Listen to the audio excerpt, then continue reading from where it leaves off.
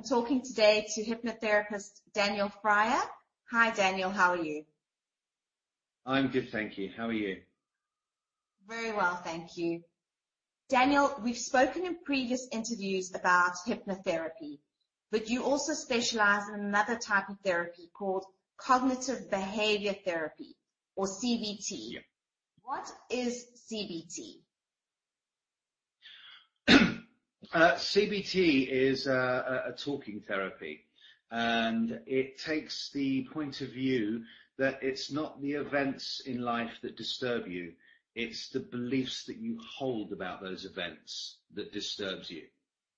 It's not to say that an event doesn't have an influence over how you think and feel and act, because it quite clearly does. Something happens, you have a reaction.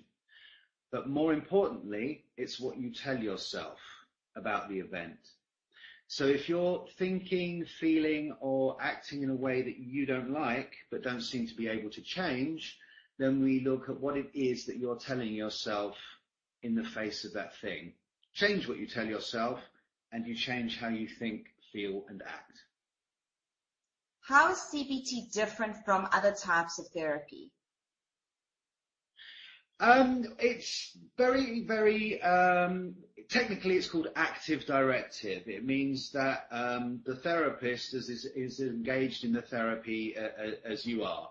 Some therapies, you go in, you talk, the therapist nods wisely, listens, maybe asks questions that guide you along a certain path. With CBT, we are actively involved. There's a process. We follow what we call the ABCDE model of psychological health.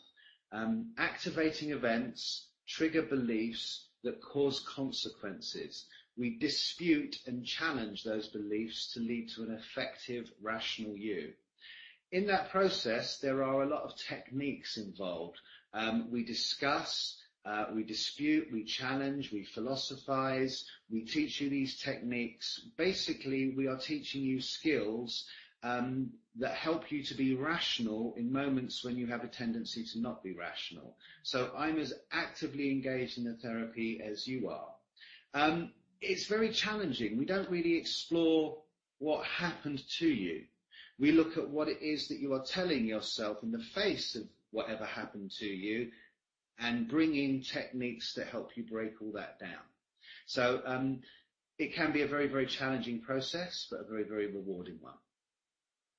And can you give me an example of a condition where CBT would be an ideal form of treatment? Well, practically anything. I mean, it's considered the gold standard of treatment for anxiety. So it's very, very effective in a wide range of treatment of anxiety disorders, from anxiety to generalized anxiety disorder, panic attacks, panic disorder, OCD. But it's also effective for pretty much any other emotional problem you can think of. So anger management issues, depression, jealousy and relationship issues. It's very good for addictions, for confidence issues. So it can cover a very good range of things. And what can someone expect to happen in a CBT therapy session?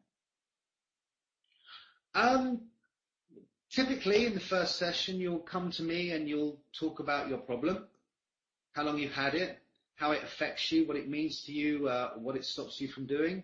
And I will clearly explain the CBT process, what its take on things is, and how it can help you achieve the goals that you've set out. In the next session, we'll pick a primary problem, the thing that you want to work on the most. We will then identify the unhealthy beliefs that have you feeling that way, and the healthy beliefs that could help you feel a healthier way. In the subsequent sessions, we bring in a range of techniques that will help you bit by bit to challenge and weaken your unhealthy beliefs and strengthen and endorse your healthy beliefs. So over the next few sessions, you are slowly effecting a shift from one way of thinking to the other. That could take 4, 5, 6 sessions, however many it takes. leading to an emotional shift. You start to notice that you have control over your anxiety, your anger, your depression. When you can feel that shift taking place, that's when we can confidently predict that you've successfully managed that problem. If that's the only one and only problem you're presenting with, then we're done. If not, we look at number 2 on your problem list, then number 3, 4, and so on. And with CBT, is there a place for medication? Can I continue to take my anxiety medication whilst having CBT therapy? Definitely. I mean, hopefully, the end point is that you come off your anxiety medication, but you wouldn't do that with your therapist. That would be a discussion with whoever is prescribing you your medication. So you stay on it until you get to grips with CBT. When you feel confident enough with the tools of CBT that you think that you have a control over your anxiety, then you can talk to your physician about a complete or a staged withdrawal. And then you carry on seeing your CBT practitioner to talk about any fears or anxieties that you have about coming off the medication.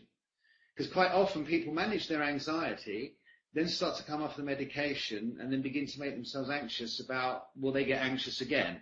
So it's a last little stumbling block before you're fully happy. So you work together, the therapist and physician, to manage a staged withdrawal. Same with antidepressants. Thank you, Daniel. Thank you so much for talking to me today. You're welcome.